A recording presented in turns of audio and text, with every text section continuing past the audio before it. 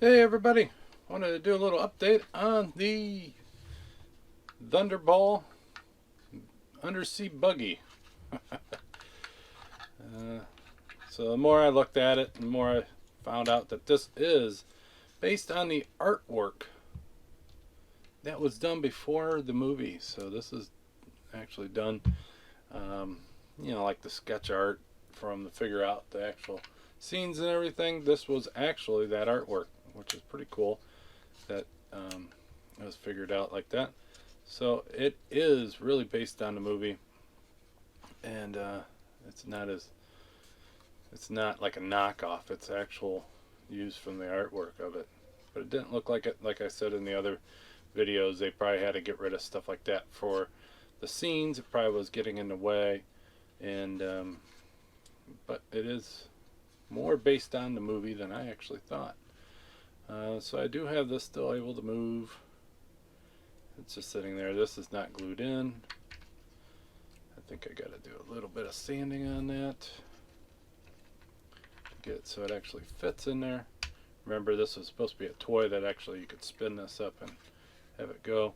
So I think I'm going to do a little bit of modifying to get that so it's flush, but having a seam length on there kind of does make it so it looks like it's actually going to move. So I got that. In the movie, the bottom is painted black. I do have to do some touch-ups. Some of the paint came off with the tape, and but underneath actually the vents look pretty good. One thing, looking at the pictures, I noticed that the bombs are actually supposed to sit in like that. But as a toy, they were sitting up like this, and the rubber band went around, and somehow it shot it off with the rubber band. But I filled those in. You really can't see where those were at anymore. I do have to paint the lights, and I still have to come up with an idea for the harpoon. Maybe with a wire or something I'll end up doing. So for the dashes in the cockpit, I'm going to paint these parts black, and then I'm going to do a little bit of detail painting on the gauge cluster and stuff like that. So this one is pretty much done. So there ain't a whole lot left to it. The glass piece is drying. I did just paint that. It is orange to match this, which is how the artwork and everything matched. And I think I'm going to do a little bit of washes, maybe some dry brushing to knock those out, maybe make some scratch marks in it.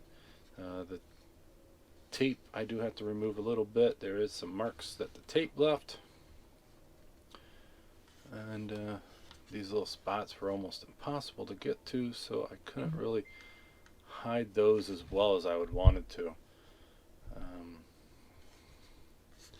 But when the bombs are in place, you can't really see it, so I'm hoping that kind of blocks that for me.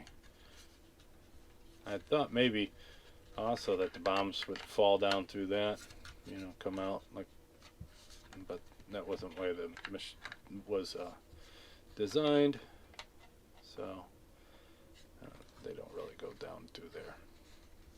But it's very basic. I do have a steering wheel of sorts that has to glue in there, and it's really rudimentary, but so there's those, and then here's the seats. The guys that came in this kit were very generic, so I don't know what I'm going to do about that.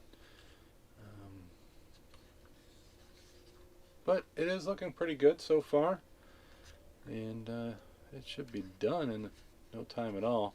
Nice, quick, little fun build. But on the next video of this, it should be done.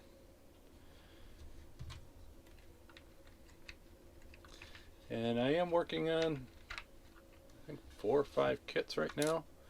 And one kit that you haven't seen yet is that in the background. Little hint. It is Some nice Goodyear tires with that Testers one coat lacquer gold. That is a really sharp gold color, and it looks really cool on them wheels. So until next time, I hope you guys have a great one. Stay safe, and I'll talk to you